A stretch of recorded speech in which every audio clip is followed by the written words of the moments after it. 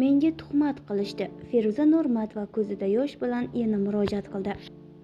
Assalomu alaykum, hurmatli tomoshabin, kanalimizga xush kelibsiz. Videoroliklarimiz ostida bir dona like hamda podpisatsiya tugmachasini bosib qo'yishni yodingizdan chiqarmang. Aktrisa Feruza Normatova ijtimoiy tarmoqlarda yuragini larzaga solgan hissiy murojaat bilan chiqdi. U o'ziga nisbatan bildirilgan tuhmat va tanqidlardan chuqur ranjiganini ochiq bayon qildi. Doim faqat Allohga ko'z yoshlarimni ko'rsatib keldim. Bugun esa yuragimni qattiq og'ritishdi. Men ularga nima yomonlik qildim? Mening aybim erim meni sevib uylanganimi yoki men uni sevib turmushga chiqqanimmi, deya yozdi aktrisa o'z postida.